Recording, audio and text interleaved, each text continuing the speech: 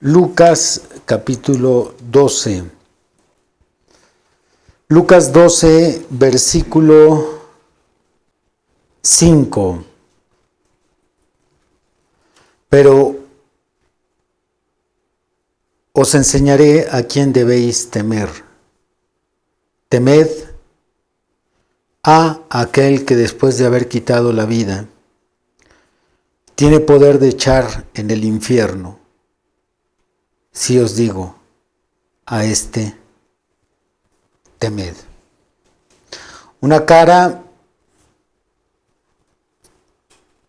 comúnmente oculta en las predicaciones, ya que lo común es hablar del amor de Dios. Pero sin rodeos, en este versículo, Dios está hablando a través de los labios de Jesús y les dice: no tengan miedo de los narcotraficantes, no tengan miedo de los pandilleros, asesinos, delincuentes. Ellos solo los pueden matar. Témanme a mí. Yo no solo puedo matar sus cuerpos, puedo arrojarlos al infierno. A mí es a quien me deben de temer. Qué palabras tan directas. Sí, amén, amén. Pasamos al libro de Judas y vamos a leer en ese único capítulo que hay en Judas el versículo 6 y 7. Y a los ángeles que no guardaron su dignidad, sino que abandonaron su propia morada, los ha guardado bajo oscuridad, en prisiones eternas, para el juicio del gran día. Como Sodoma y Gomorra y las ciudades vecinas, las cuales de la misma manera que aquellos, habiendo fornicado e ido en pos de vicios contra naturaleza, fueron puestas por ejemplo, sufriendo el castigo del fuego eterno. Aunque hay muchas ciudades, comunidades que ahorita están en el infierno, Dios quiso desde hace aproximadamente 3.500 años dejar un ejemplo para toda la humanidad. Dos ciudades particularmente que toda la comunidad de esa ciudad se fue al infierno: Sodoma y Gomorra. Los únicos que salieron de ahí, de esa ciudad, un hombre, sus dos hijas. Toda la demás ciudad el día de hoy se encuentra en el infierno. Dice aquí que fueron dejadas como ejemplo. 3 niveles del infierno es el título del sermón de hoy y corresponde al quinto tema de la serie de 7 sermones titulada En el principio, dimensiones, en el cual estamos estudiando las 7 dimensiones que conforman el mundo espiritual y el mundo natural. Según la Biblia, ¿cuáles son estas 7 dimensiones? ¿Ya se las memorizaron? ¿Todos juntos? Luz, materia, tiempo, campo electromagnético, el infierno, el paraíso y el trono de Dios. Muy bien. Son 7 dimensiones que conforman los dos mundos, el mundo natural, el mundo espiritual, y los títulos de los 7 sermones que hemos estado llevando los domingos en la tarde son los siguientes. Hoy nos toca 3 niveles del infierno. Hablar sobre el infierno de forma seria y minuciosa es un tema amedrentador para cualquiera, aún para los que somos cristianos. Personalmente no me gusta hablar sobre el infierno. Procuro evitar, cuando predico, citar el tema. Cuando hay preguntas directas, respondo de manera breve y me desvío. Es uno de los temas que causan mucho terror. El miedo en sí del mismo tema causa que las personas de inmediato detengan la enseñanza, o hay algunos que se rehúsan a escuchar. El tema es tan escalofriante que existen religiones en la actualidad que han decidido sacar el tema del infierno de sus creencias. Y siendo honesto, yo también siento miedo cuando me adentro a este tema, ya que al estudiar descubro que hay muchas personas que profesaron el cristianismo y están allí. Hay personas que alcanzaron un nivel de vida muy alto y están allí. Mateo 19 nos narra la historia de un joven que preguntó por la vida eterna. Jesús le habló de los mandamientos y el joven dijo: los he vivido todos desde mi juventud. Y ahorita se encuentra en ese lugar. Judas está en ese lugar. Muchos cristianos están ahí. Entonces, uno teme seriamente cuando analiza este lugar y la posibilidad de terminar allí. Pero cuando eres predicador del Evangelio, no tienes opción. Tienes que hablar de él porque la Biblia compromete a todo predicador a hablar aún de los temas más fuertes. Ezequiel 3, 17 y 18 dice: Hijo de hombre, yo te he puesto por atalaya a la casa de Israel. Oirás, pues, tú la palabra de mi boca y los amonestarás de mi parte.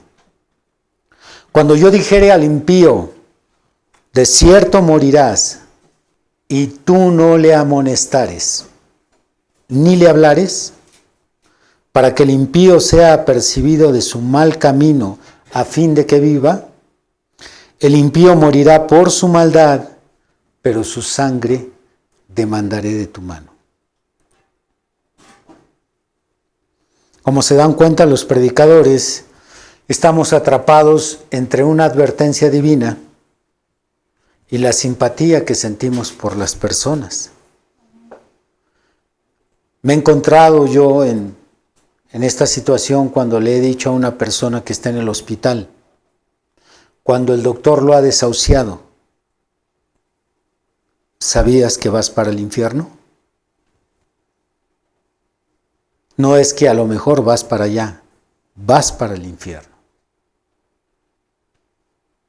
Es difícil, es duro hacer una declaración como esta, pero cada predicador está comprometido a predicar lo que la Biblia habla. Y la Biblia habla del infierno. Antes de explicar qué es el infierno y cómo es este lugar, vamos a lidiar con las objeciones religiosas y antirreligiosas que existen en contra de este lugar, ya que son muchos los que se oponen a la afirmación de que existe un infierno. Y entre estos muchos, algunos de ellos han presentado argumentos que tienen cierto peso o que son convincentes. Entonces, tenemos la tarea de desmentirlos y dividiré todo el tema en 3 secciones que son las siguientes.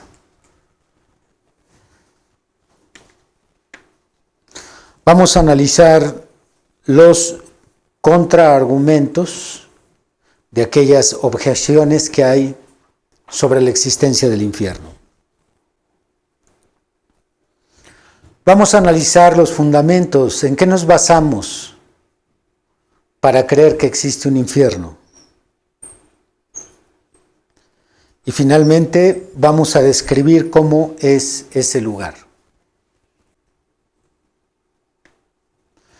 Comencemos con los contraargumentos. El pánico al infierno ha llevado instintivamente a muchos a desarrollar argumentos contra la existencia de este. Así que tenemos a cristianos y no cristianos resistiéndose a que exista un lugar tan aterrador contra o como el infierno. Quiero decirles que yo no me complazco en predicar esto y que no voy a desmentirlos solo por el hecho de que yo disfruto la idea de que existe un infierno. En realidad, ojalá yo estuviera equivocado. Si todas las personas que han negado que el infierno existe estuvieran en lo correcto, yo creo que sería una de las personas más agradecidas y felices. Ojalá yo estuviera equivocado. Cuando lo estudio es lo que más deseo con todo mi corazón, que no exista un infierno. Desearía que ellos estuvieran en lo correcto, pero mi deber ante Dios es poner mis miedos y mis sentimientos a un lado. Ese es mi deber ante Dios. Tomar la Biblia y a la luz de las Escrituras demostrar que el infierno existe y que es real. No es un lugar simbólico, no es una metáfora. Existe un lugar geográfico que ocupa un espacio en una dimensión y allá hay personas. Analicemos sus argumentos y para mejor comprensión los voy a seccionar en dos. Estos argumentos que dicen que el infierno no existe, no puede existir, Dios no pudo haber creado un lugar de esa forma o de esa magnitud, los voy a clasificar en dos: argumentos sentimentales y argumentos doctrinales. Los argumentos doctrinales tienen que ver con una mala exégesis del texto de las Escrituras, mientras que los argumentos sentimentales tienen que ver con el miedo o con el pánico que los orilla a negar que existe el infierno.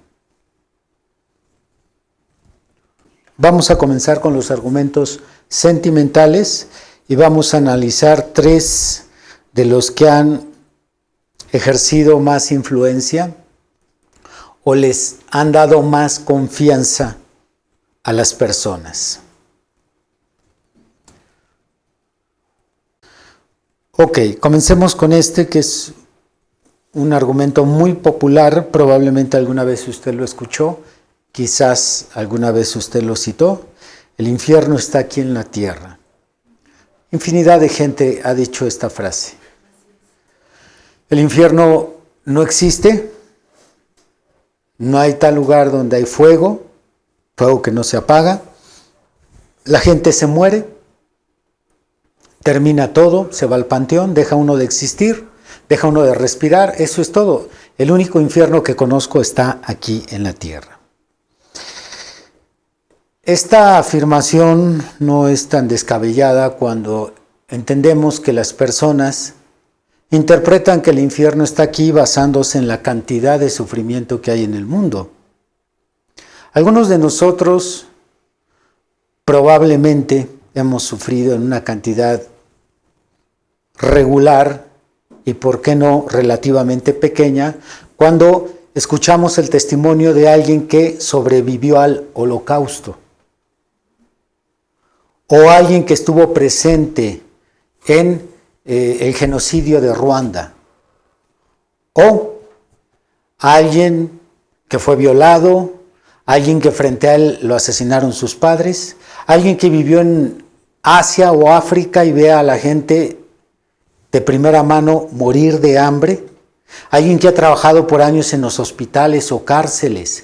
Todas estas personas que son testigos de un sufrimiento horrible, que estuvieron en alguna guerra, fueron víctimas de un terremoto, perdieron a su familia, asesinaron a su familia, etc. Ante todo ese sufrimiento tan horrible que muchos han experimentado, tiene mucho sentido decir que el infierno está aquí. No crean que es una exageración declarar esta frase: el infierno está aquí en la tierra.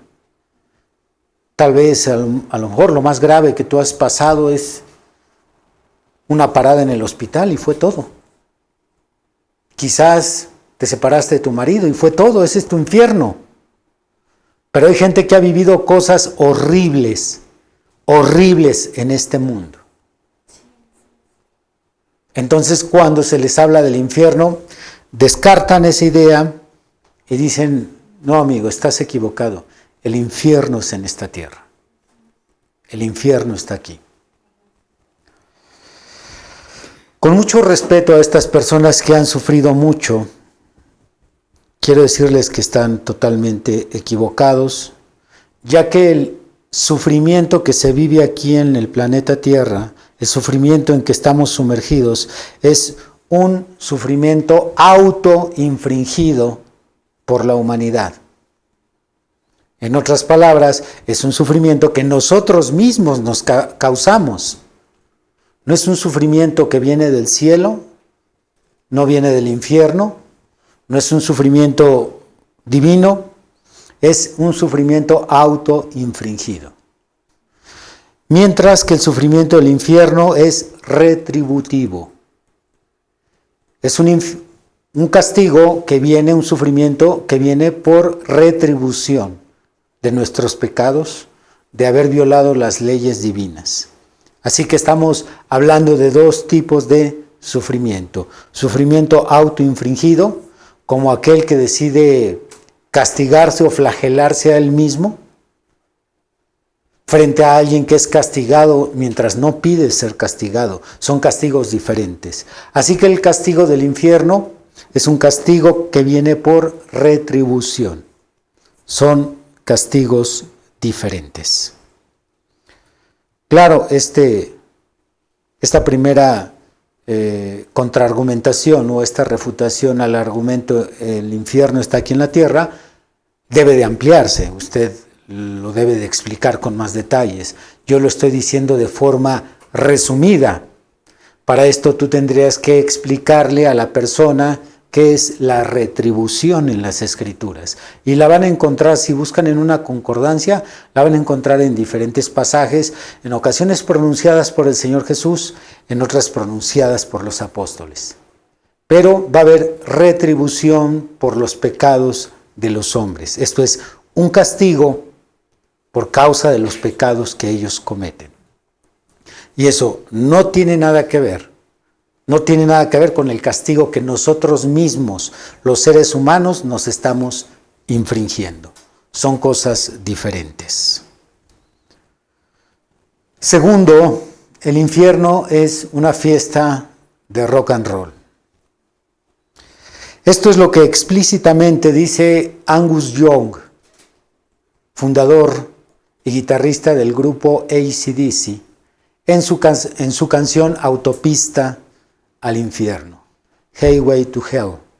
Él dice que en el infierno hay una fiesta. La letra es un canto en inglés, es un grupo inglés. La letra traducida al español dice de la siguiente forma: viviendo fácil, viviendo libre, billete de temporada en un viaje de una dirección. No pido nada, déjame vivir, agarrando todo a mi paso. No necesito razones, no necesito rima. No soy nadie, yo prefiero hacerlo. Voy bajando ahora de la fiesta. Mis amigos también estarán allí. Estoy en la autopista al infierno, autopista al infierno. Sin señales de stop, sin límite de velocidad. Nadie va a frenarme, como una rueda voy a rodar. Nadie va a jugar conmigo. ¡Ey, Satán! Pagué mis deudas tocando en una banda de rock. ¡Ey, mamá! Mírame, voy de camino a la tierra prometida. Estoy en la autopista al infierno, autopista al infierno. No me pares, estoy en la autopista al infierno, en la autopista al infierno, y voy bajando todo el camino hacia abajo. Estoy en la autopista al infierno. Este tipo de mensajes es uno de los muchos que encontramos.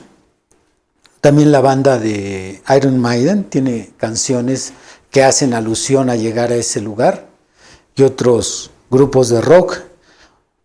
Este tipo de mensajes convencerá a muy pocos de que en el infierno hay una fiesta, Se necesitaría ser muy ingenuo para creer tal cosa.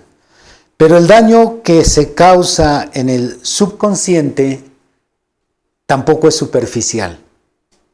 Porque a través de este tipo de canciones lo que se logra es inhibir el sentimiento del miedo o el sentimiento del temor, evitando que las personas se preparen para no ir a ese lugar.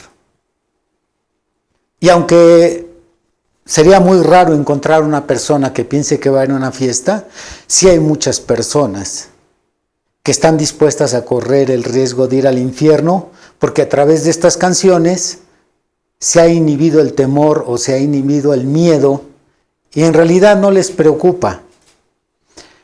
Yo como un ex rockero escuché mucho de esto. Yo escuché mucho de jóvenes que decían, sí, sé que voy para allá, sé que allá nos vamos a encontrar.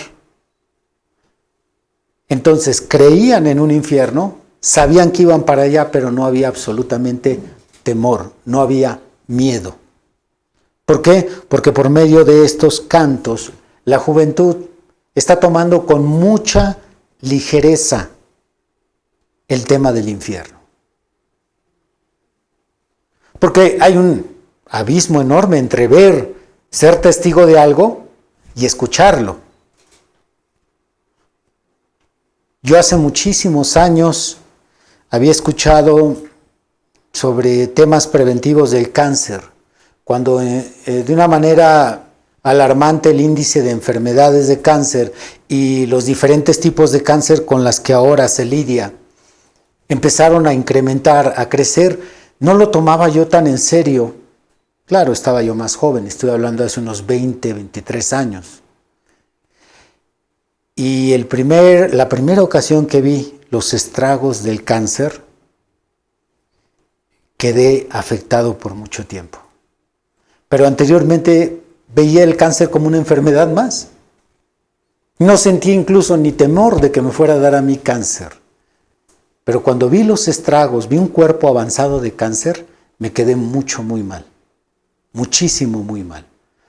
Pero no tenía temor porque no conocía, no entendía la magnitud del daño que puede causar el cáncer. Esto es lo que sucede con temas del infierno. Se pinta en las películas hasta con un toque gracioso. En las portadas de los discos aparecen las canciones y toda esta información superficial sobre el infierno inhibe el miedo. Y la gente a última hora dice, pues total, si voy para allá ya me tocaba. La última persona que le prediqué el infierno, ya murió él, esto fue hace como unos 10 años, un familiar mío me dijo así, me la voy a jugar. Le digo, no tiene que jugársela, hay una escapatoria. Dijo, no, me la juego. No se toma con seriedad. Entonces, Satanás, a través de estas canciones, a través de esos mensajes que minimiza lo que es ese lugar, les ha quitado el miedo al mundo de terminar en ese lugar. ¿Alguno de ustedes ha sentido miedo de ir a la cárcel? Hay personas que no tienen miedo, pero porque nunca han estado adentro de una. Y cuando yo fui a predicar a ese lugar, es horrible. Es una cosa horrible. Me tocó ver un joven que por hambre se estaba comiendo una rata. Y a veces la gente que se involucra en esas bandas de delincuentes, ¿por qué no les da miedo parar ahí? Porque no tienen idea lo que es ese lugar. ¿Qué puede usted pensar del infierno cuando la gente toma con mucha ligereza este tema? Y dicen, pues ya ni modo, si me tocaba estar ahí, ya me tocó.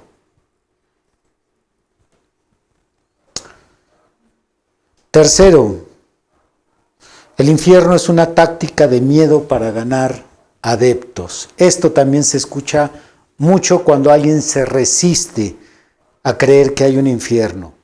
La gente dice, tú lo que quieres es asustarme. Quieres asustarme para llevarme a tu religión. Todo lo que me estás diciendo nada más es para que me dé miedo. No ignoro que muchas iglesias predican un evangelio de intimidación, haciendo más énfasis en el juicio de Dios, en la ira divina, en el infierno, el castigo, etc. Y muy poco llegan a hablar del amor de Dios, de la misericordia, la salvación, la cruz y demás. Esto es verdad. Hay muchas iglesias que sí utilizan el evangelio del miedo, el evangelio de intimidar. Esto es lamentable, pero no todos tenemos ese estilo de enseñanza.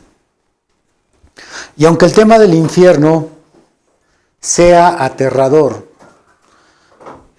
he aprendido a lo largo de los años que no se logra mucho asustando a las personas. Por lo tanto, he decidido solamente prevenir. Predico el evangelio para prevenir y salvar a las personas de ese horrible lugar. Cristianos, tenemos todos esta tarea o este compromiso de prevenir a las personas, sin importar que ellos lo tomen a mal, porque es muy entendible que hay mucha gente que dice, no acepto que Dios me vaya a castigar, no acepto que Dios vaya a quemarme en un lugar, no acepto que haya un lugar así como ese, y se resisten a como dé lugar, pero nuestro trabajo es prevenirlos. Es sencillo solo predicar las cosas bonitas de la Biblia. Pero una vez más, la Biblia habla del infierno. Y en ocasiones tenemos que decirlo de frente. No vas para el cielo. Si ustedes escuchan o ponen atención para escuchar lo que se dice en los funerales, en la mayoría de los funerales son puras mentiras. Por la condición y la vida que llevó el que está en la caja, en el féretro, es seguro que está en el infierno. Pero las palabras que escuchamos son buenas por parte del sacerdote.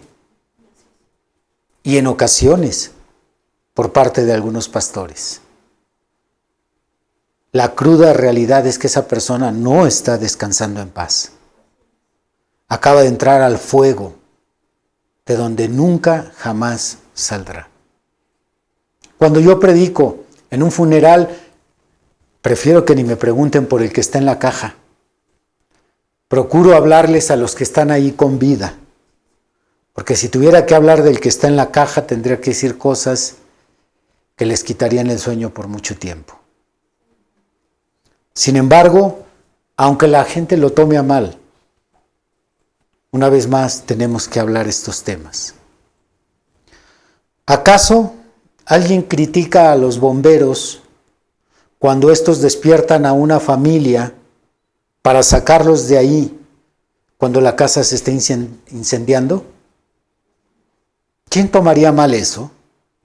¿Quién tomaría mal las palabras de un médico que le dice al enfermo, te quedan 15 días de vida?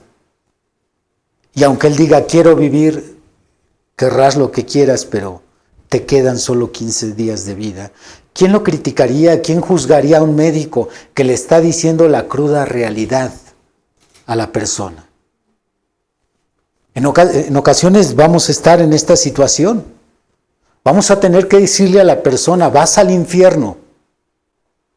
No me importa cuántos años tengas en tu religión, vas al infierno.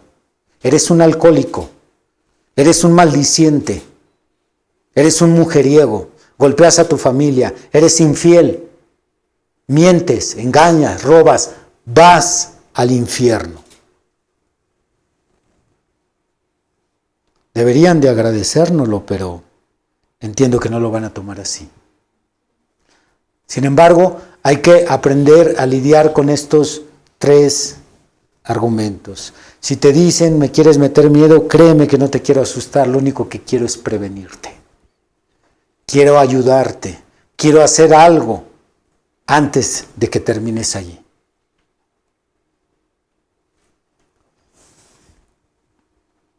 Estos son los argumentos sentimentales. Vamos ahora a pasar a los argumentos doctrinales.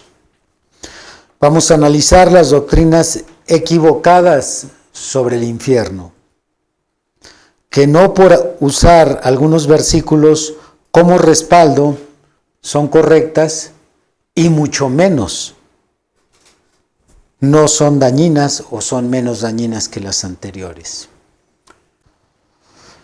Y aclaro que cada uno de mis contraargumentos a estas doctrinas torcidas los presentaré muy superficialmente para que nadie de los que han de escuchar este tema vayan a pensar que estoy tocando los puntos de una manera muy trivial, de ninguna forma.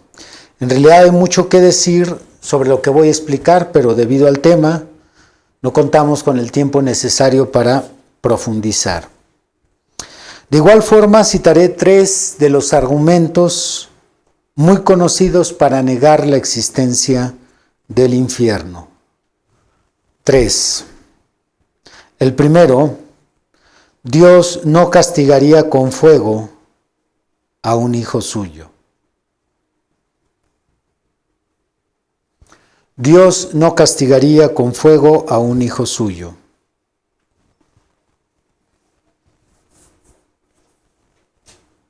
Este es un argumento esgrimido por la Iglesia de los Testigos de Jehová, quienes niegan la existencia del infierno. ¿En qué se basan? En un silogismo sentimental y no racional. Y ellos dicen algo como esto: Dios tiene muchos atributos de amor, compasión, misericordia. Él no podría tomar a uno de sus hijos y arrojarlo a un lugar donde va a arder por siempre. Entonces, junto con este argumento, de inmediato usan una metáfora. Usted tomaría a su hijo, le agarraría un brazo y lo pondría sobre el fuego para castigarlo por lo mal que se portó. Y claro, como uno también se vuelve un tanto sentimental y no escritural, pues dice, no, pues yo no lo haría. Si usted, que es malo, no lo haría, ¿cómo cree que Dios va a arrojar a uno de sus hijos al infierno? Y esa es una de las armas, si es que se le puede llamar arma, argumental más usada por los predicadores o los publicadores, les llaman, de los testigos de Jehová, cuando tratan de demostrar que el infierno no existe. Que así como tú no serías capaz, yo no sería capaz de quemar a mi hijo, Dios tampoco sería capaz de quemar a sus hijos. ¿Ustedes qué piensan? Podría yo citar infinidad de cosas, pero ahorita vamos a desmentir esta afirmación. También otro argumento muy famoso de ellos, intentan respaldar su doctrina explicando el Gehenna, que es la palabra griega para infierno, Gehenna, y el valle de Hinnom, que es un lugar que ellos asocian y a través de una serie de versos tratan de decir que cuando Jesús hablaba del infierno se refería al valle de Hinnom. No tengo tiempo de desmentirlo porque es una cuestión ya más escritural, profundizar un poco en el griego, en la historia y demás. Así que solamente voy a presentar lo absurdo de su doctrina que niega el infierno.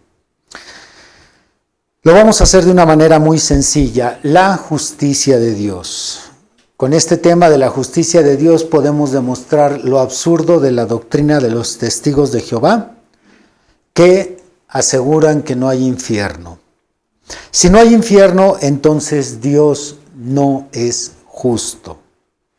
Con esta declaración tan sencilla queda expuesta lo absurdo de la doctrina de los testigos de Jehová. Repito, si no hay infierno, entonces Dios no es justo. Los testigos de Jehová dicen que el castigo para los pecadores es la muerte definitiva. El pecador no irá a un infierno, simplemente morirá y no resucitará. Esta es la doctrina de los testigos de Jehová. Claro que esto es más amplio, pero de forma resumida, esto es lo que dicen ellos. Cuando el pecador muera, su castigo es que una vez que esté muerto, no resucita, no va a volver a existir, así que ese es para ellos el equivalente al infierno. Pero esto no solo es antibíblico, sino es absurdo. Vamos a invocar el sentido común y el razonamiento para resolver este asunto. Si morir para siempre y no resucitar es el castigo, entonces no hay castigo, porque los muertos no sienten nada. Una vez más, si morir para siempre y no resucitar es el castigo, entonces no hay castigo porque el muerto no sabe que está muerto, no sabe que está castigado y no está sintiendo absolutamente nada. Déjese luego todavía más sencillo con un ejemplo más, ¿por qué no llamarlo hasta tonto? Si yo me enojo con mi padre y le digo el día que te mueras, de ahí en adelante no te vuelvo a dirigir la palabra, ese va a ser mi castigo. ¿Cree que sea castigado? No siente, ni se da cuenta, ni sabe que no le estoy dirigiendo la palabra. Así que si el supuesto castigo, dicen los testigos de Jehová, es que el muerto ya no va a volver a vivir, desde que se murió, se quedó sin castigo. Porque ¿cómo sabe que está muerto? ¿Y cómo sabe que no va a resucitar? ¿Y cómo sabe que no va a volver a vivir? ¿Y cómo sabe que Dios lo está castigando?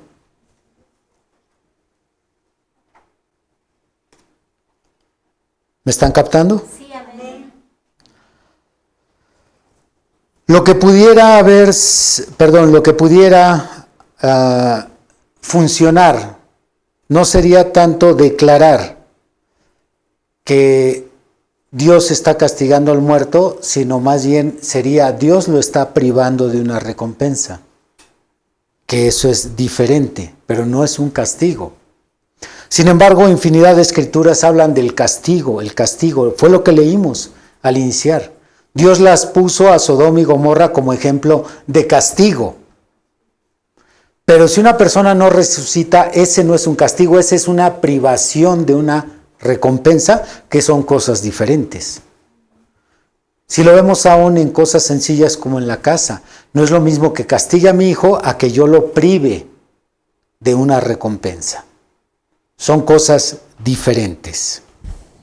Si el castigo para todos los pecadores es no resucitar o no existir más, entonces Dios es injusto.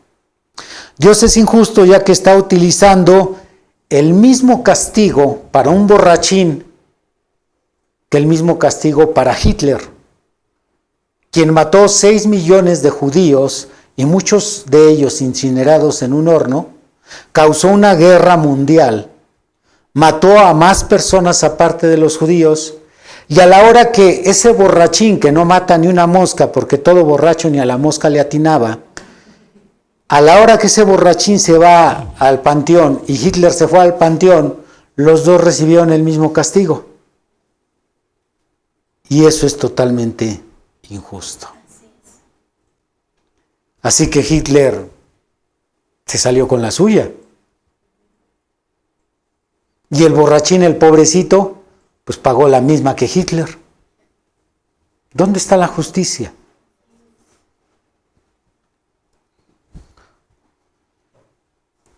Millones de personas están causando muchísimo dolor y desgracia en este mundo. Y hay personas que no están causando dolor, simplemente no son personas que se acercaron a Dios.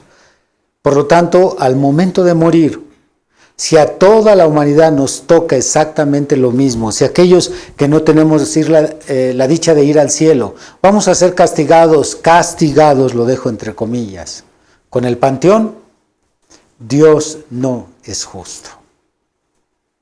Hay más justicia en los jueces de esta tierra. Génesis 18, versículo 23. 23, 24 y 25. Y se acercó Abraham y dijo: ¿destruirás también al justo con el impío? Quizá haya 50 justos dentro de la ciudad. ¿Destruirás también y no perdonarás al lugar por amor a los 50 justos que estén dentro de él? Lejos de ti el hacer tal, que hagas morir al justo con el impío, y que sea el justo tratado como el impío. Nunca tal hagas. El juez de toda la tierra no ha de hacer lo que es justo.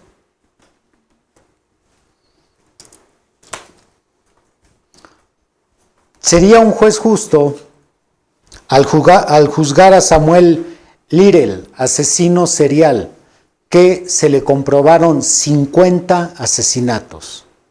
Sería un juez justo juzgar a un individuo que robó un pan y lo robó por hambre, que a los dos les dicte la pena capital. Gracias, hermana. Hermana Marta Leonor. El sentido común nos lo dice, no la Biblia. Entonces, ¿cómo podemos esperar que no haya un infierno y que yo me trague el argumento de que el castigo es que las personas mueren y no vuelven a resucitar? Si así fuera, vamos a darle vuelo al pecado, como dice aquí el mexicano, darle vuelo a la hilacha. Total, cuando esto termine, voy a la tumba y no voy a sufrir nada porque yo no voy a saber que estoy muerto. No siento dolor, no va a haber castigo, nada. Simplemente no voy a resucitar. ¿Tiene lógica? No tiene lógica. ¿Pueden ver lo ridículo que es esta doctrina de los testigos de Jehová? Que aseguran que no hay infierno. Así que cualquiera que me diga no hay infierno, entonces Dios no es justo. Dios no es justo. Está castigando, según su concepto de castigo, a todos por igual. Y eso no es justo. Ya no digo antibíblico, porque podría demostrarlo con muchas escrituras que es antibíblico.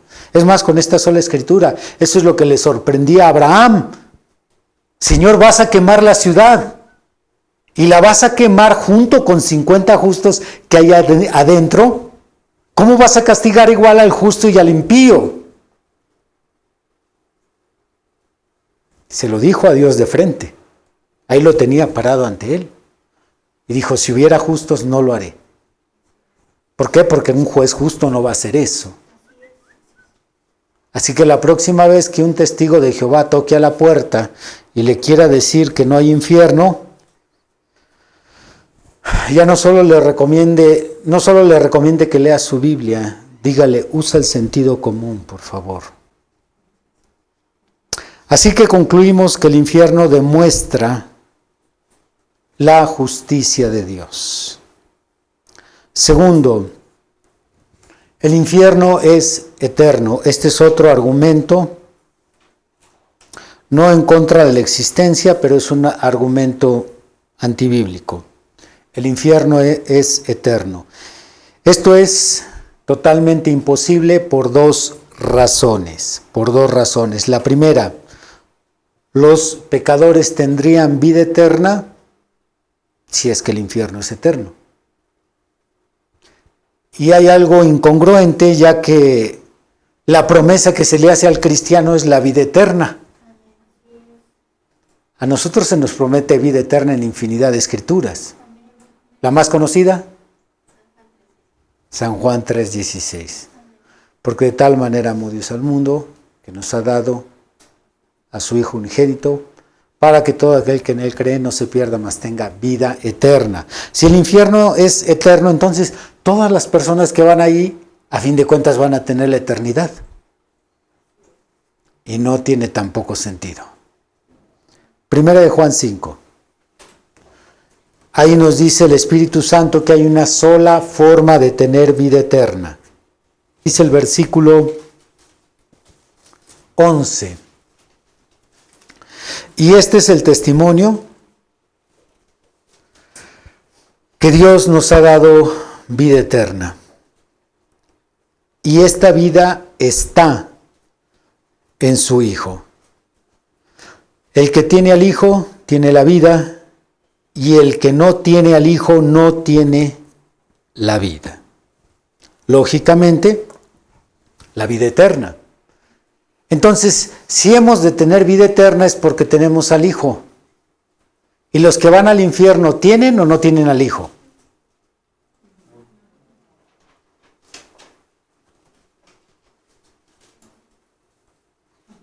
¿Sí o no? No.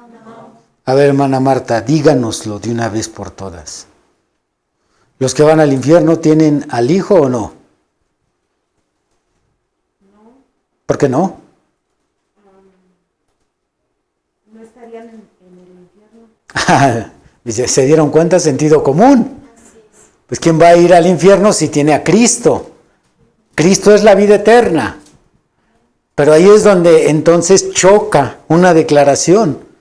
No tiene al Hijo de Dios, pero tiene vida eterna. ¿Cómo puede ser eso posible? Y hay muchas iglesias que siguen predicando que el infierno es eterno. No, el infierno va a existir probablemente por millones de años, billones de años, trillones de años, pero un día dejará de existir. O para ser más preciso, el lago de fuego. Pero no va a ser eterno. No. Ahí va a estar un cristiano que va a estar 100,000 años nada más. ¿Por qué? Porque tuvo más oportunidad que otros. Va a estar un pecador que va a tener menos tiempo, porque los más castigados van a ser los cristianos, ya que tuvieron más oportunidad. Y al que más se le da, más se le demanda. Entonces, volviendo al tema de la justicia de Dios, algunos van a estar 100,000 años, otros 500,000, otros 1,000,000, otros 10 millones, pero van a estar ahí y un día cuando se termine el sufrimiento de aquella persona o aquel espíritu o demonio que tiene que sufrir más tiempo, será destruido. Es por eso que aparecen términos en la Biblia como por los siglos de los siglos. No eternamente, sino por los siglos de los siglos. O para siempre, o por siempre, pero nunca eternidad. Solo hay una manera de tener vida eterna. La palabra para eternidad o vida eterna es la palabra Zoe. Y la palabra que aparece infierno eterno en Mateo 25, por ahí por el versículo 43, 42, no recuerdo, ahí esa palabra está mal traducida.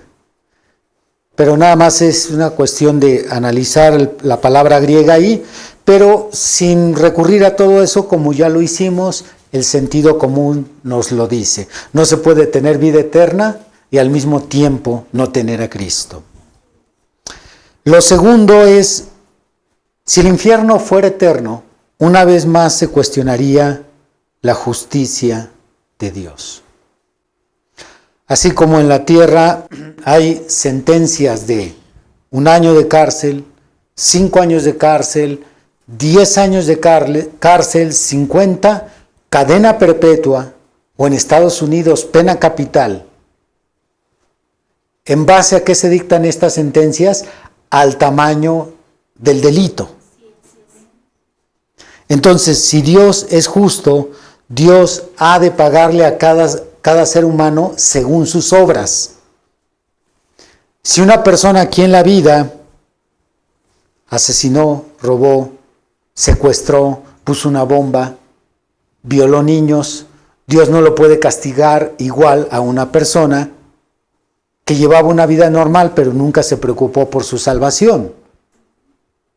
ciertamente será castigado. Y hay en la Biblia infinidad de escrituras que hablan de que hay diferentes grados de castigo.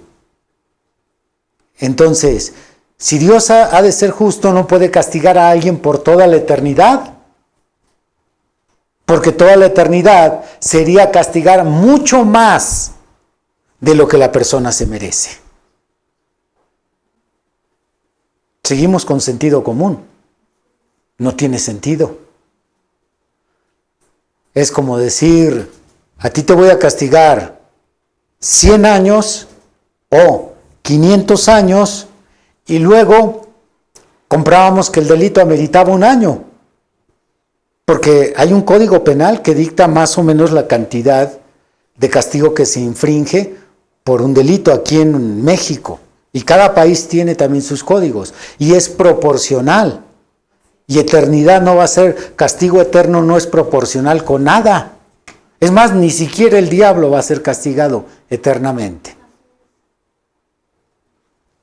Levítico 24.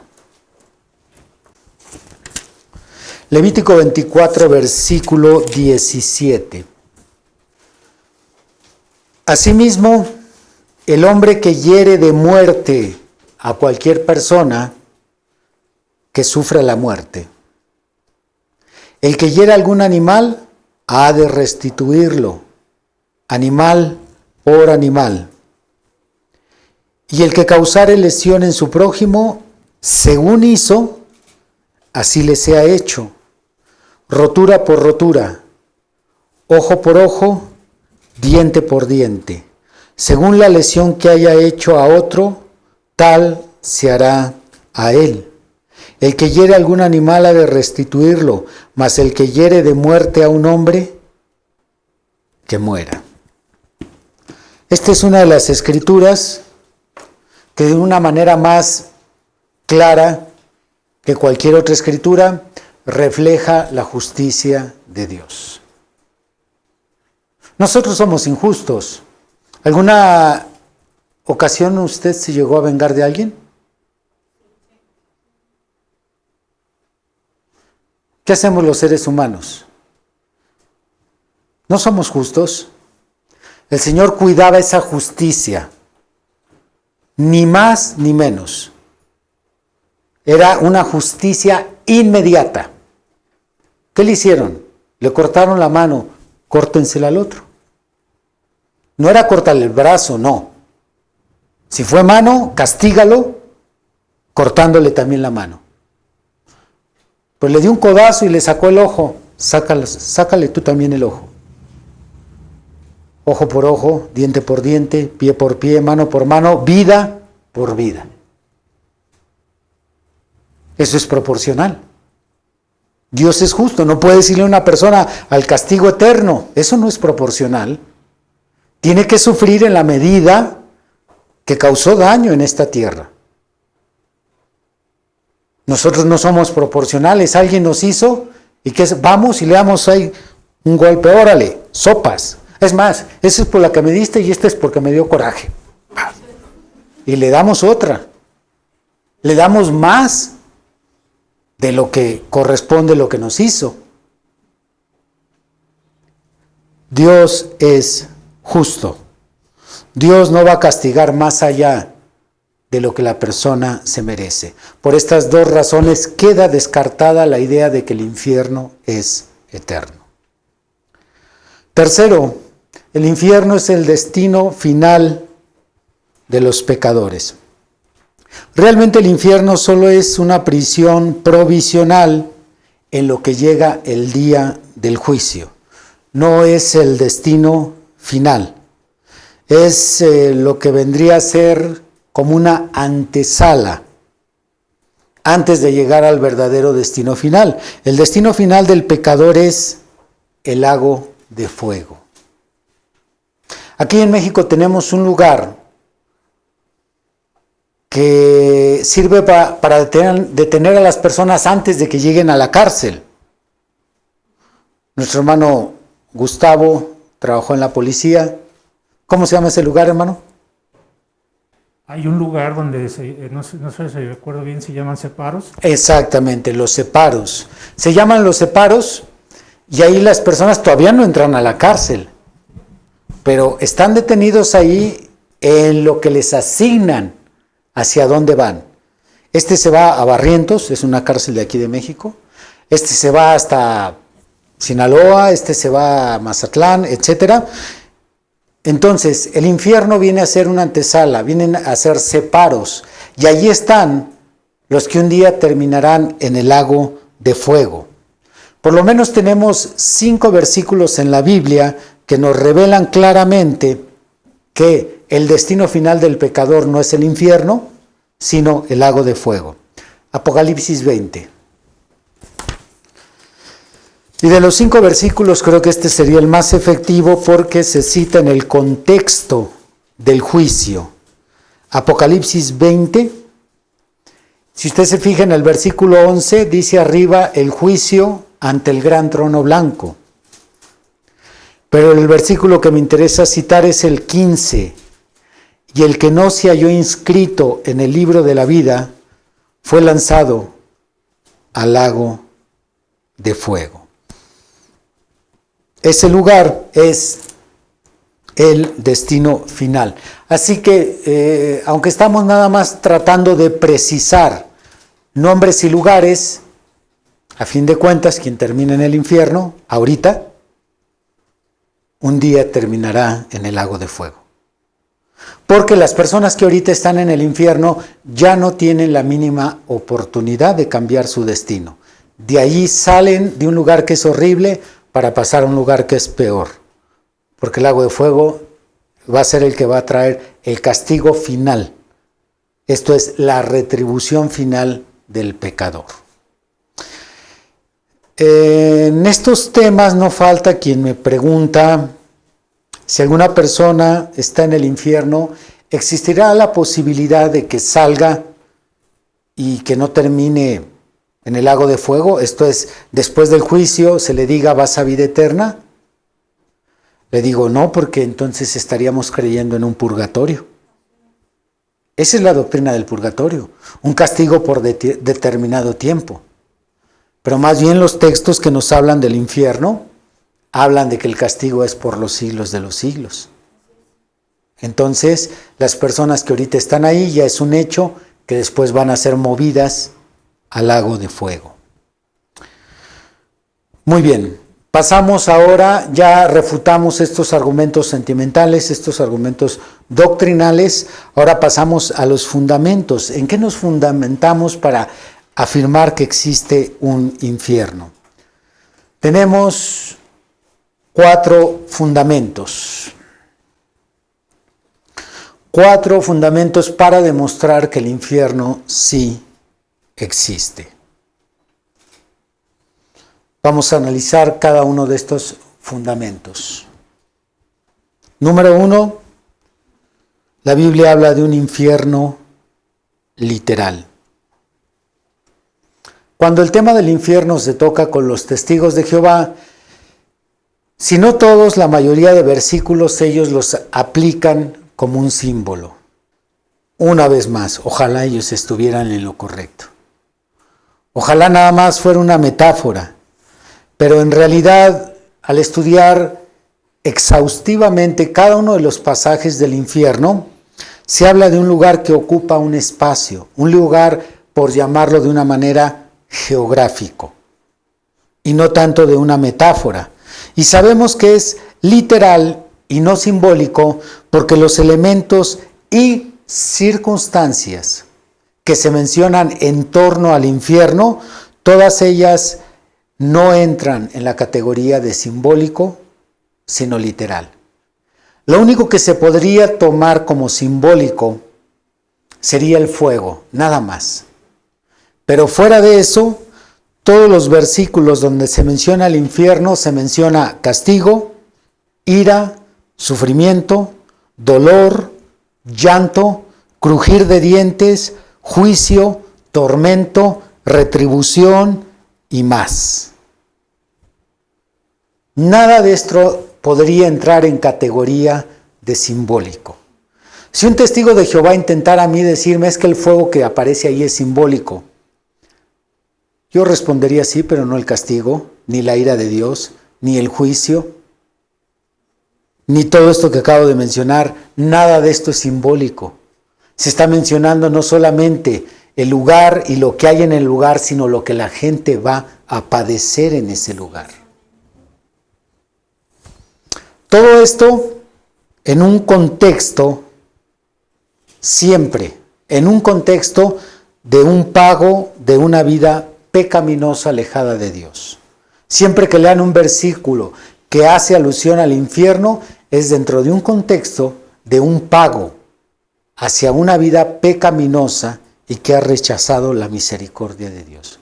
Por lo tanto, podemos descartar que ese infierno de que se habla en la Biblia es simbólico, descartado.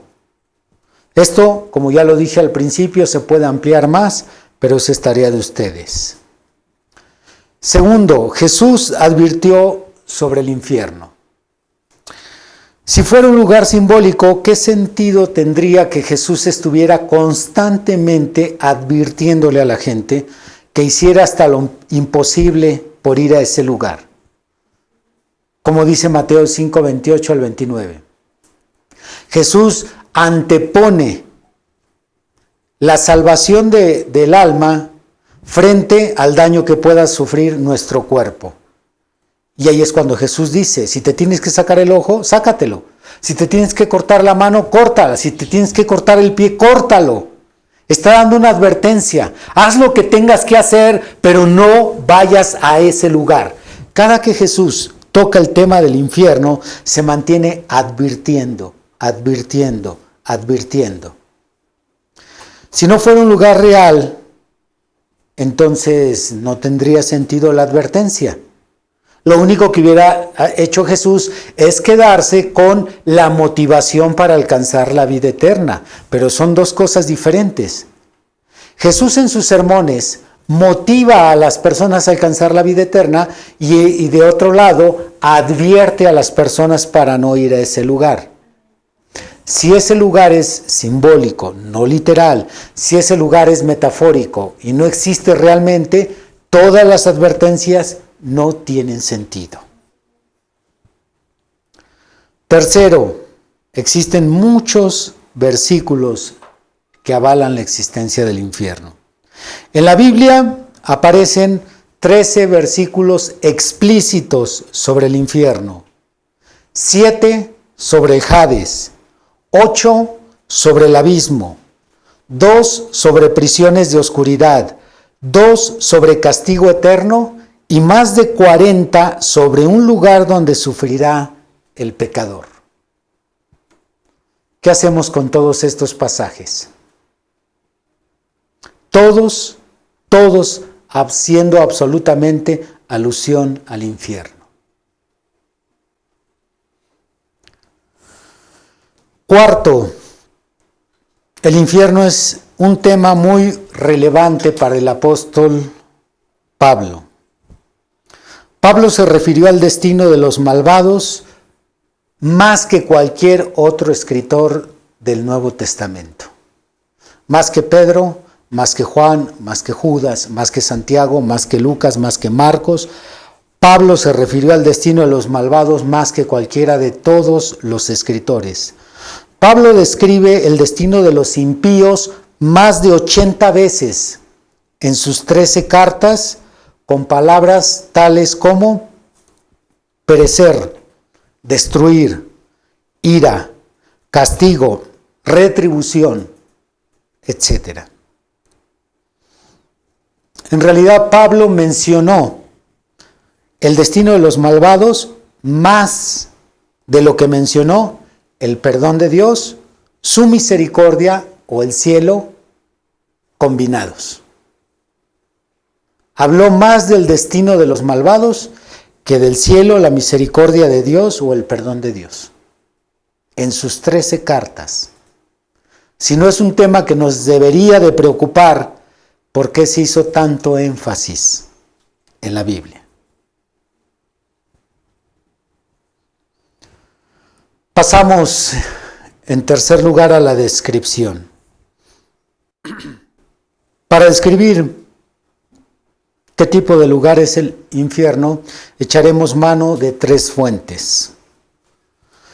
La Biblia, que es la fuente principal, la revelación dada al profeta William Branham y las fuentes testimoniales.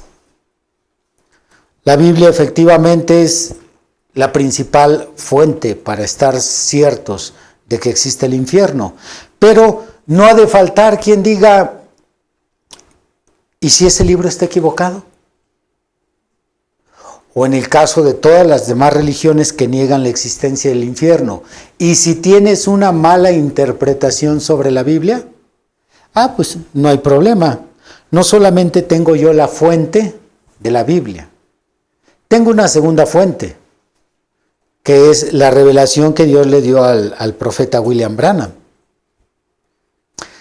Y si tu profeta está equivocado, no hay problema, también tengo fuentes testimoniales. Hay personas que han dado su testimonio, que han tenido una experiencia de ir al infierno. Entonces, en base a estas tres fuentes, voy a citar lo que tengo para ustedes como una prueba de la existencia del infierno. Primero, vamos a aclarar que la mayoría de imágenes y películas sobre el infierno lo presentan como un lugar plano y extenso, lleno de fuego. Sin embargo, el infierno tiene tres niveles descendentes. Tres niveles descendentes. Vamos a comenzar con el primer nivel. En este nivel están las personas que sufren el castigo por sus pecados. En el primer nivel. ¿Qué es lo que hay en este primer nivel? Hay oscuridad intensa y fuego, pero no es la clase de fuego que conocemos aquí en la tierra, porque el tipo de fuego que hay en el infierno quema pero no destruye. Esto es, las personas que se están quemando ahí, el fuego no está destruyendo su tejido, su piel, solamente los está atormentando con el fuego. Y quema en diferentes intensidades. Volviendo al tema de la justicia de Dios, no pueden estar siendo castigados todos por igual. Tenemos un caso en la Biblia, el cual vamos a leer en un momento, en donde un joven pedía que se refrescara la punta de su lengua. ¿Por qué? Por la llama que lo estaba atormentando. Y aparte, el tipo de fuego que hay en este lugar es un fuego que no alumbra como el fuego que hay aquí en la tierra, sino que es un fuego que solamente quema, ya que el lugar es totalmente oscuro. Segundo, cada persona que entra a ese lugar queda deformada en su aspecto. Queda deformada en su rostro, quedando con un aspecto diabólico, de tal manera que las mismas personas que están ahí sirven para asustar a las otras personas que van llegando. Tercero, hay demonios atormentando a estas personas de dos maneras, por lo menos dos conocidas.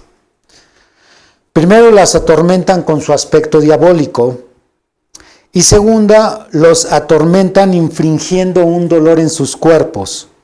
Algunos de ellos tienen uñas puntiagudas, largas, que se las entierran en el cuerpo, castigándolos así. Cuarto, se llega a este lugar cayendo en un abismo. Durante un lapso de tiempo, mientras la persona de la tierra desciende al infierno, va cayendo por un túnel muy largo. Es una caída que parece que no tiene fin, pero sabemos que va a tocar fondo cuando llegue al lugar donde están las demás personas. Muy bien, veamos algunas escrituras. Marcos capítulo 9. Marcos 9, versículo 43 y 44. Si tu mano te fuere ocasión de caer, córtala. Mejor te es entrar en la vida manco que teniendo dos manos ir al infierno, al fuego que no puede ser apagado, donde el gusano de ellos no muere y el fuego nunca se apaga. De ahí pasamos a Lucas 16. Lucas 16, versículo 22. Aconteció que murió el mendigo y fue llevado por los ángeles al seno de Abraham. Y murió también el rico y fue sepultado. Y en el Hades alzó sus ojos, estando en tormentos, y vio de lejos a Abraham y a Lázaro en su seno. Entonces él, dando voces, dijo: Padre Abraham, ten misericordia de mí y envía a Lázaro para que moje la punta de su dedo en agua y refresque mi lengua, porque estoy atormentado en esta llama. Primera de Pedro, capítulo 3. Primera de Pedro 3, versículo 18. Porque también Cristo padeció una sola vez por los pecados, el justo por los injustos, para llevarnos a Dios, siendo a la verdad muerto en la carne, pero vivificado en espíritu, en el cual también fue y predicó a los espíritus encarcelados, los que en otro tiempo desobedecieron, cuando una vez esperaba la paciencia de Dios en los días de Noé, mientras se preparaba el arca, en la cual pocas personas, es decir, 8, fueron salvadas por agua. Hay un sermón único en su clase, predicado por William Branham, porque en este sermón él testifica de la experiencia que él tuvo cuando bajó al infierno. Él estuvo a punto de morir, probablemente, sí murió, pero ese es un punto que no queda totalmente claro en su testimonio, pero lo que sí dice es que perdió mucha sangre y que en el hospital le dijeron que pensaba que estaba muerto. A los 14 años, un amigo le dispara una escopeta y casi le divide las piernas. En aquel tiempo la tecnología, conocimiento médico no estaba tan avanzado como este tiempo, así que él explica cómo empieza a caer en un túnel. Dice: parece que no había fondo, yo sentía que iba a caer por toda la eternidad. Y llega a un lugar donde ve a mujeres con una cara diabólica, con ojos pintados, dice, las vi como las mujeres hoy en día se pintan, con maquillaje. Su cara, dice, era horrenda, era horrible. El sonido que emitían era algo espantoso. Y empieza a describir su visión. Ustedes van a encontrar este testimonio con más detalles en un sermón que él predicó, que tituló Almas encarceladas hoy. Ahí está. Pero tenemos más testimonios de personas que han estado en ese lugar.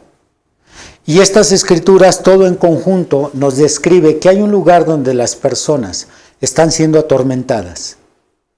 Están en la oscuridad. Los demonios les están encajando uñas, las están atormentando en su cuerpo y están siendo atormentadas al mismo tiempo con el aspecto diabólico de lo que ven. Porque todo lo que se ve en esta tierra sobre el mundo espiritual, todo, los ángeles como los demonios, todo lo captan los hombres por medio de inspiración. Por ejemplo,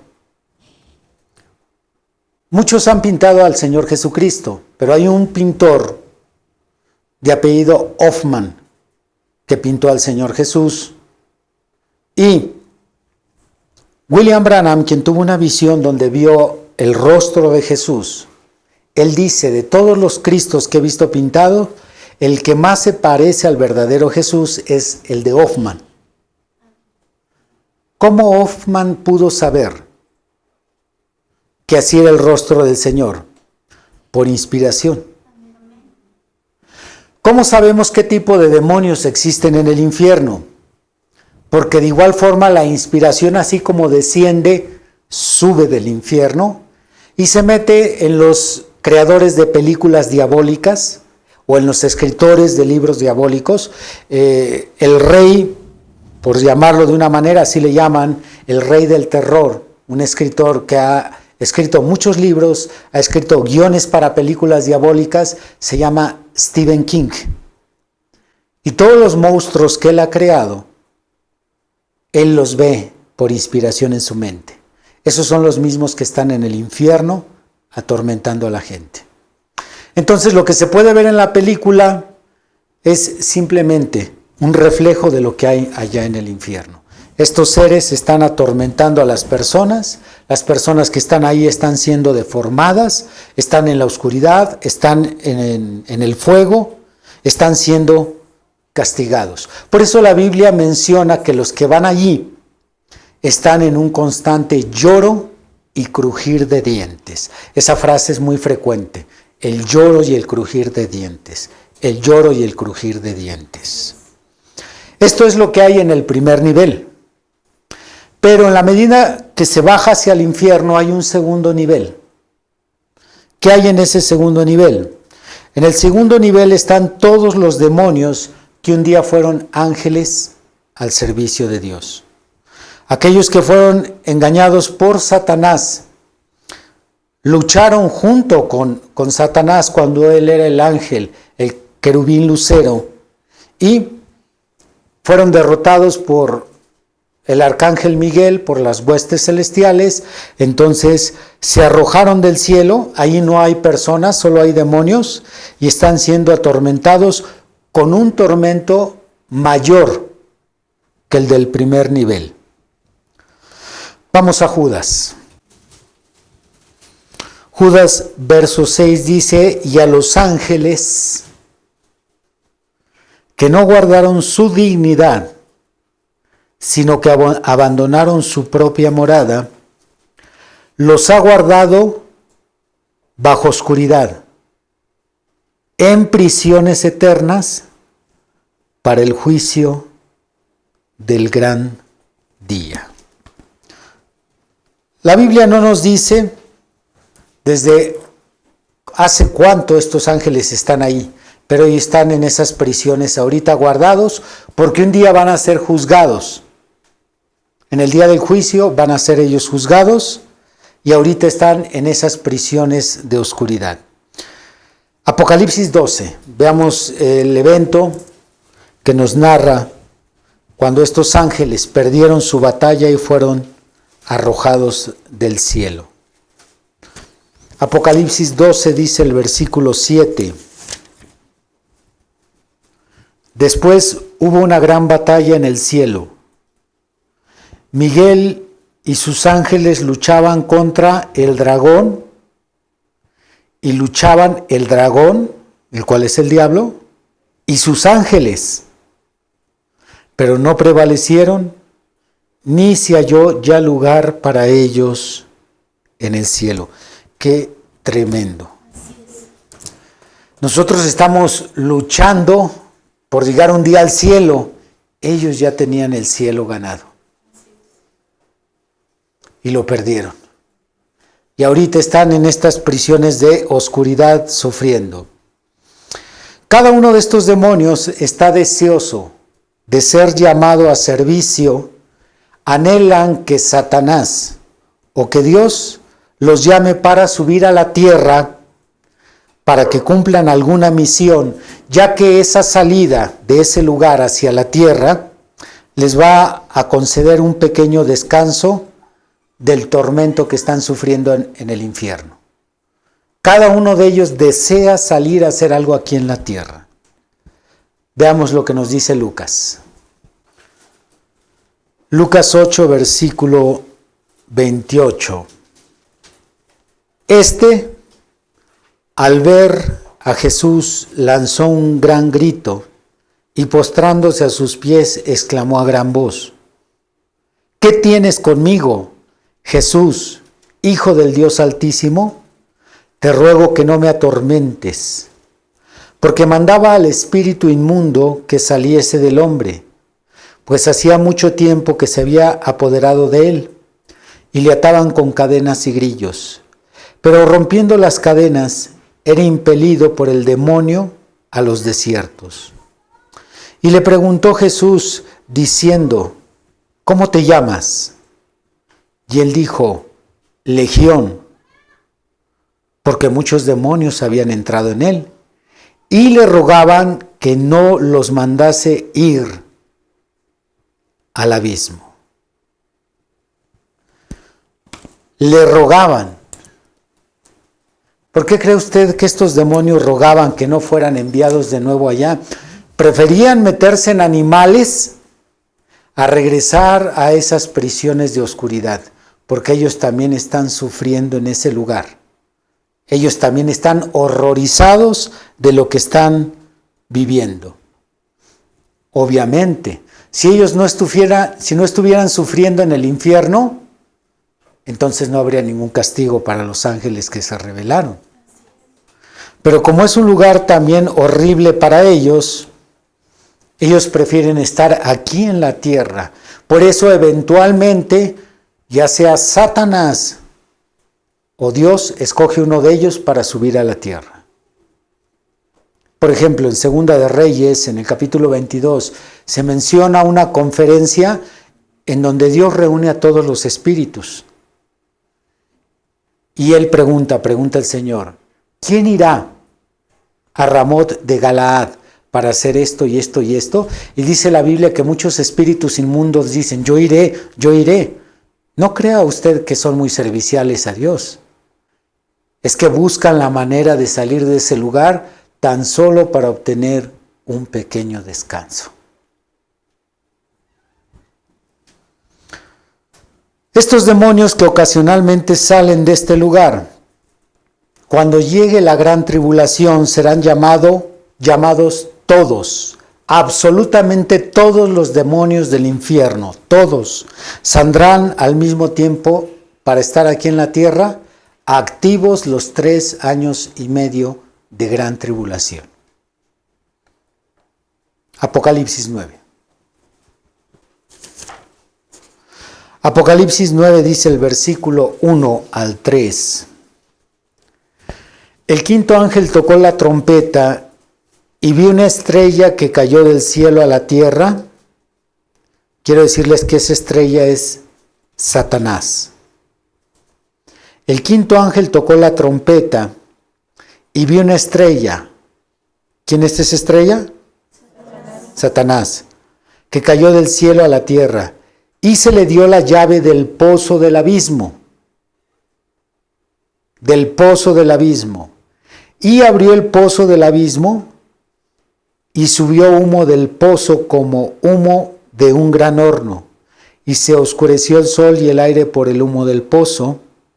Y del humo salieron langostas sobre la tierra. Son todos los demonios. Y se les dio poder como tienen poder los escorpiones de la tierra.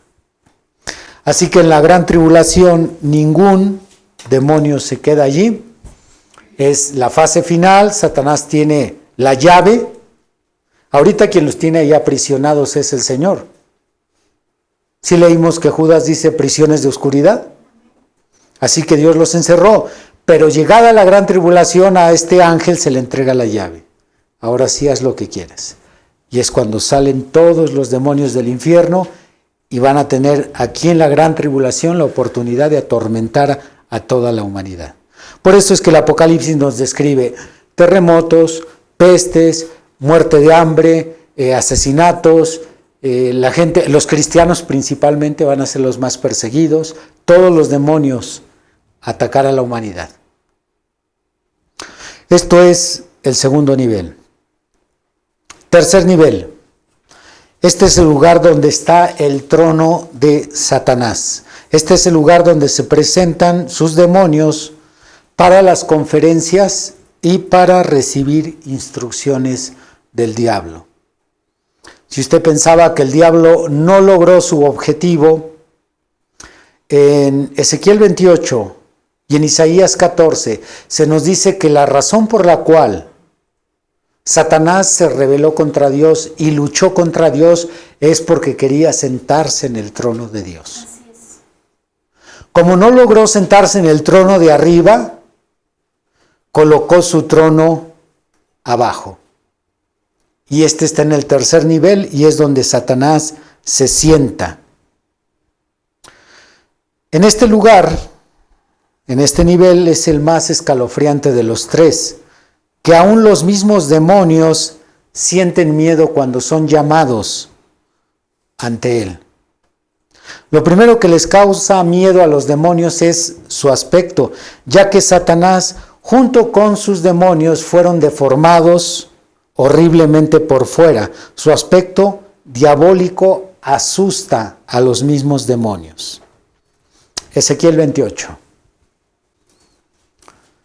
Ezequiel 28, verso 18-19. Está hablándole Dios a Satanás: con la multitud de tus maldades y con la iniquidad de tus contrataciones, todas las contrataciones que hizo con los ángeles, profanaste tu santuario. Yo pues saqué fuego de en medio de ti, el cual te consumió. Esto es, el diablo se quemó desde adentro. Saqué fuego de en medio de ti, el cual te consumió, y te puse en ceniza sobre la tierra a los ojos de todos los que te miran. Todos los que te conocieron de entre los pueblos se maravillarán sobre ti. Espanto serás, y para siempre dejarás de ser. Por eso, de una forma inherente, todas las películas y todos los seres humanos tenemos un miedo hacia lo diabólico, porque Dios lo deformó de tal manera que su aspecto, ya no hablemos de que grita o hace un ruido, lo que sea, su aspecto a cualquiera le causa miedo. En este lugar donde Satanás está, en el tercer nivel, es a donde Jesús bajó a arrebatarle las llaves del Hades. Esto está en Apocalipsis capítulo 1. Dice en el versículo 18. Está en rojo, son palabras de Jesús. Voy a leer desde un poquito antes. No temas, yo soy el primero y el último, y el que vivo, y estuve muerto, mas he aquí que vivo por los siglos de los siglos. Amén. Y tengo las llaves de la muerte y del Hades. Antes de que Jesucristo resucitara, Satanás era quien tenía las llaves tanto de la muerte como del Hades. Esa era la razón por la cual los cristianos del Antiguo Testamento no podían resucitar, porque Satanás tenía las llaves de la tumba, pero también tenía las llaves del infierno. Así que cuando Jesús muere, en esos 3 días que está enterrado, en el primer día desciende hasta el tercer nivel a reclamar las llaves que ahora le pertenecían a él. Anteriormente le pertenecían al diablo por derecho, por el pecado de la humanidad. Satanás tenía el derecho sobre la humanidad. Tenía el derecho de mantenerlos muertos y tener el control del infierno. Pero cuando Jesús vence, entonces aparece un nuevo dueño. Y Jesús en esos 3 días, el primer día desciende hasta el tercer nivel y va frente a Satanás y exige las llaves. Esas son mías. Así que en esta escritura que habla de la resurrección, ahora Jesús se aparece y dice, no tengan temor, ahora yo tengo las llaves. ¿Está sufriendo el diablo aquí donde está? Claro que sí.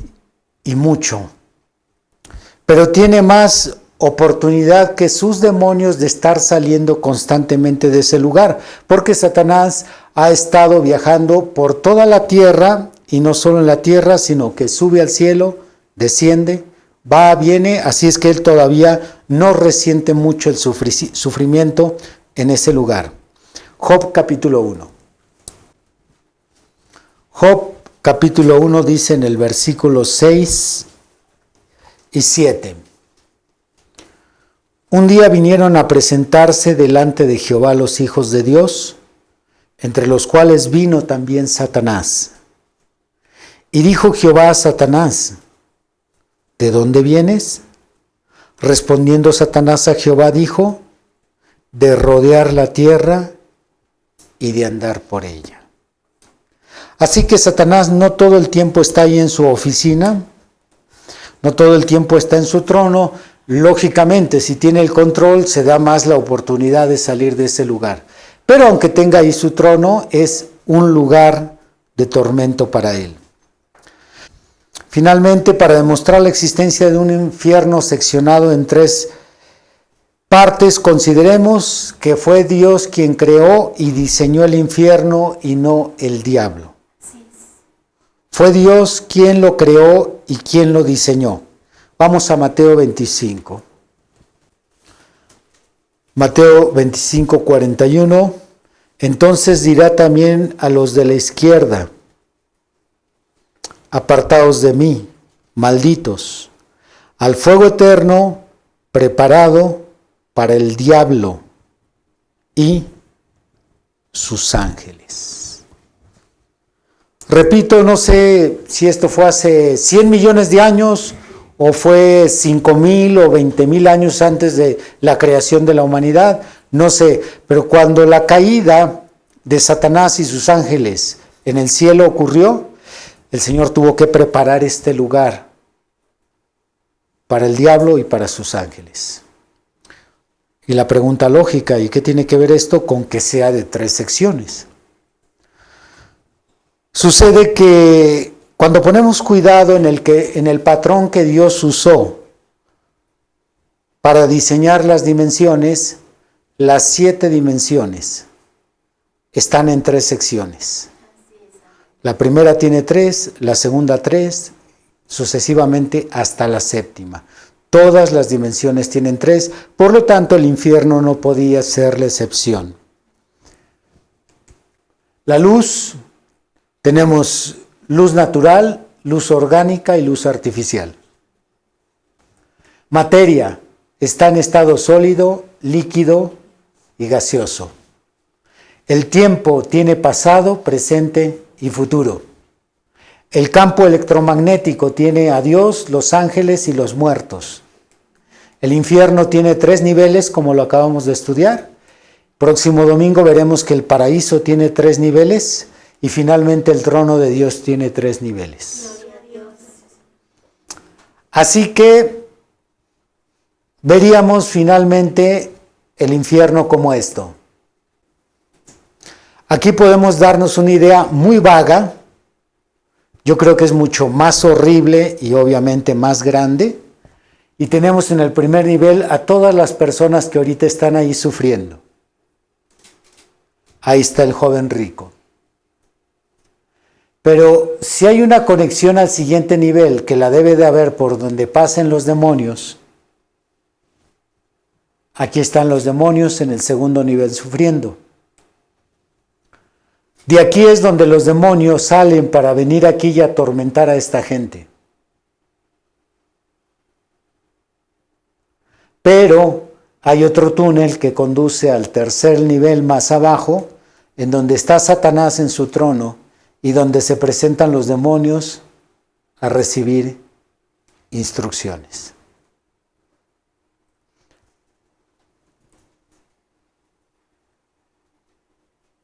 Horrible. Horrible. Y esto no es el lago de fuego, solo es el infierno. Muy bien, pasemos al tiempo de preguntas. Hasta aquí finalizamos nuestro tema del infierno.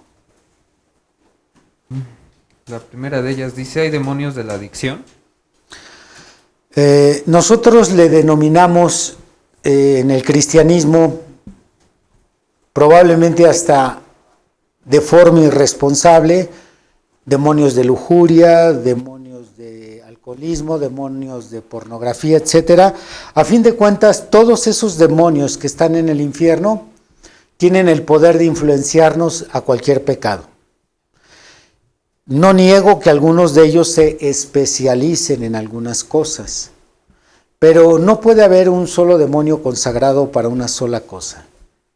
Más bien yo creo que algunos demonios tienen diferentes formas de encadenar al hombre al pecado.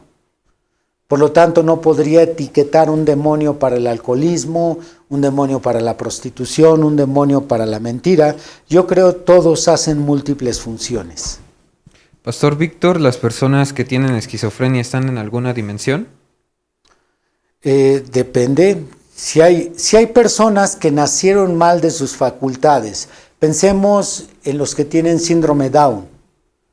Normalmente las personas con este problema de síndrome Down se estacionan a una edad de 8 o 9 años y ya de ahí su cerebro no se desarrolla más. Por lo tanto, es como un niño. Desconozco cómo castigará Dios a los niños. Lo ignoro. La Biblia dice en Apocalipsis 20, del 11 al 15, cuando se habla del juicio, que cuando los muertos se presentaron ahí, se presentaron grandes y pequeños. ¿De qué edad a qué edad? Lo desconozco. Es ya algo muy complicado para mí responder. Hay quienes en su último suspiro están agonizando, están agonizando y clamando, reconociendo su condición. ¿Serán beneficiados con vida eterna? Eso solo Dios lo sabría. He escuchado a personas, y probablemente usted también, que han dicho que ahorita van a darle gusto a la vida, complacerse, llevar la vida que ellos quieran, divertirse, y que al final se van a arrepentir. Están creyendo que se pueden pasar de listos con Dios.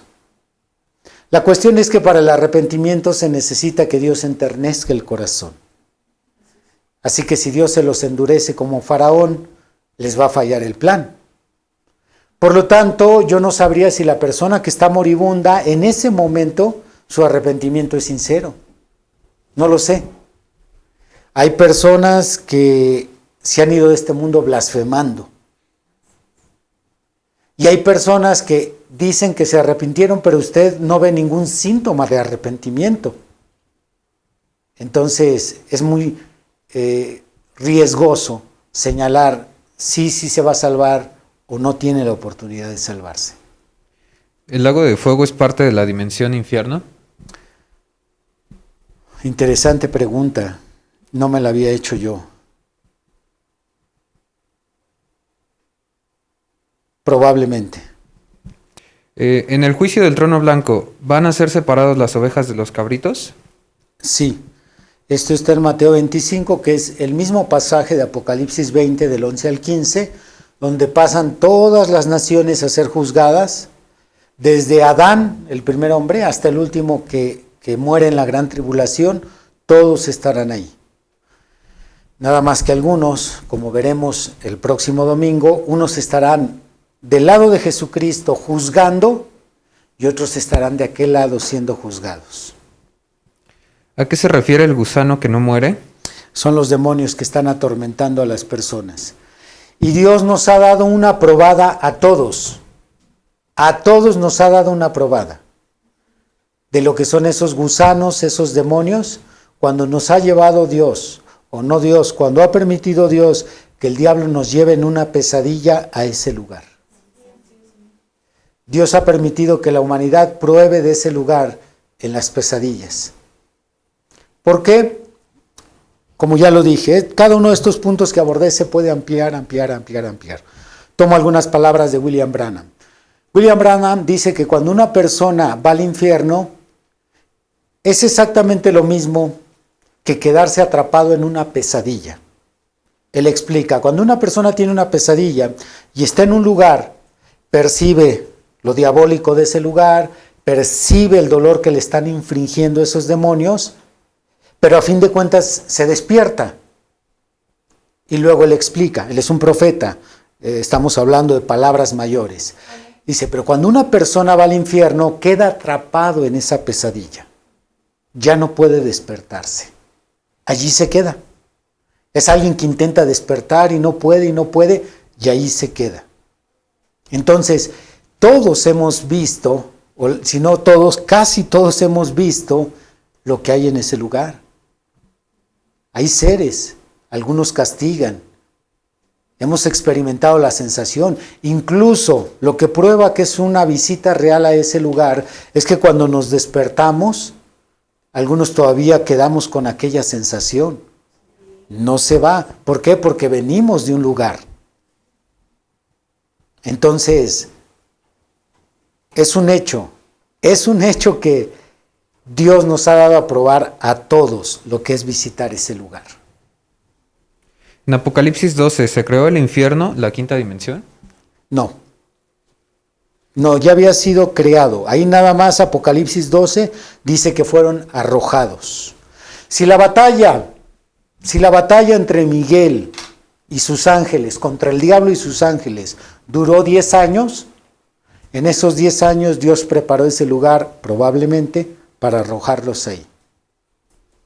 ¿Los demonios que están prisioneros, de los que habla Judas, no ejecutan ningún plan del enemigo? No, están prisioneros. Por eso, como explicaba, están deseosos de salir de allí. Quieren ser comisionados, porque venir a la tierra es un descanso. Entonces entiendo que los demonios del nivel 1 del infierno también fueron creados para asignados para estar allí, pues estaban en el segundo nivel. Estaban en el segundo nivel, son llamados al primer nivel para atormentar a la gente. ¿El diablo también está sufriendo? Amén, ya se contestó. ¿Dónde estaría ubicado el infierno? ¿Bajo tierra? Aunque es una dimensión, es interesante que sí se desciende, como en el paraíso se asciende. Por ejemplo, de Jesús dice, subiendo a lo alto, dio dones a los hombres. Y aunque el paraíso es una dimensión, no está precisamente arriba, a fin de cuentas en esa dimensión. Para llegar a esa dimensión sí hay que subir. Y para ir al infierno, según el testimonio de William Branham, cuando fue a ese lugar, iba cayendo. Entonces sí es hacia abajo. ¿A qué se refieren con los escorpiones de la tierra en Apocalipsis 9:3? Son demonios y se les da ese nombre porque en la Biblia los demonios representan fuerzas y poderes, sean positivos o negativos. Y el animal que se escoge para ser símbolo en ese pasaje es porque tiene características. Y más abajo en Apocalipsis 9 dice que el tormento que sufren los hombres es como el de la picadura de un escorpión.